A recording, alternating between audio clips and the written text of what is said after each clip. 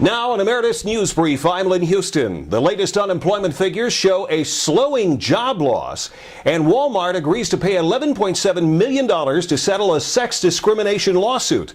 That story in just a moment, but first, the job story. The Bureau of Labor Statistics says the nation's unemployment rate in February stayed at 9.7%, the same as January, with job creation almost offsetting the 36,000 jobs lost. President Obama, touring an energy conservation consulting company in Arlington, Virginia Friday, said it was better than expected, but there's still much to do. Both the House and the Senate have passed a bill that would give businesses a payroll tax refund for every person hired this year.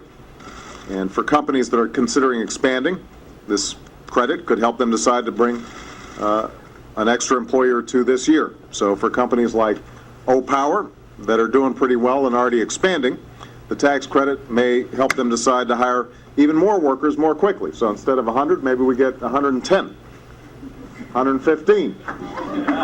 We'll see. Extended unemployment and COBRA health insurance benefits finally passed the Senate after a bitter battle with Senator Jim Bunning, who complained the package was not paid for.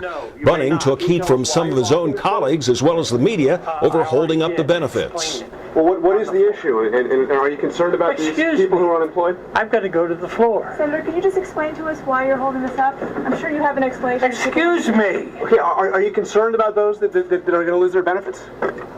Another longer-term package for unemployment and COBRA is expected to be voted on in the next week to 10 days. More on the Emeritus News employment page. President Obama says he wants health insurance reform passed within the next 2 weeks, by March 18th, as a matter of fact. That's the day he's leaving for a trip to Australia and Pacific Rim countries. More on the health insurance reform debate on the Emeritus News insurance page. Anthem Blue Cross and Blue Shield sued by consumer watchdog for high price increases on their individual health insurance policies, which the group claims is just another tactic to force sick people out and violates California law. That if an insurance company is going to switch people around in plans, they have to either offer plans of comparable benefit or keep premiums about the same. And Blue Cross did neither. More, including the actual lawsuit filing, on the Emeritus News consumer page. The National Highway Traffic Safety Administration saying it's getting increasing complaints from Toyota owners who say the company's recall repairs still leave them with cars that have sudden acceleration problems. The agency says if they find the repairs are not working, Toyota will be ordered to find another solution. More on the Emeritus News consumer page. GM announcing that more than 600 dealerships may stay alive after all. More than 1,100 dealerships appealed the company's decision to cut them.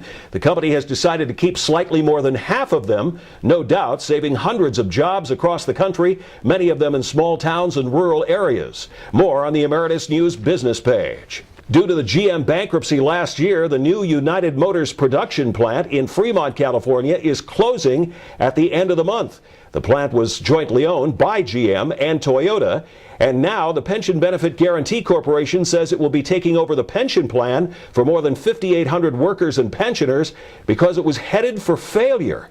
The PBGC will pay $126 million to protect the workers. More on the Emeritus News financial pensions page. Wal-Mart agrees to pay $11.7 million to settle a sex discrimination lawsuit brought by the Equal Employment Opportunity Commission on behalf of female job applicants that the company refused to hire for warehouse work, choosing instead to hire men only for entry-level positions. More on the Emeritus News employment page. The Senate rejecting a $250 one-time payment for Social Security recipients. Seniors get no Social Security cost of living increase this year. The one-time payment was proposed to help offset Medicare patient cost increases. On the Emeritus News advocacy legal page, details of what could be the eventual end for some gun restrictions in some states and cities due to a case now before the Supreme Court, and the increasing pressure to end the don't ask, don't tell policy regarding gays in the military. The latest on the biggest issues and public policy at emeritusnews.com,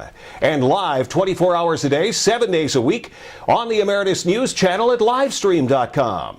That's an Emeritus News Brief. I'm Lynn Houston.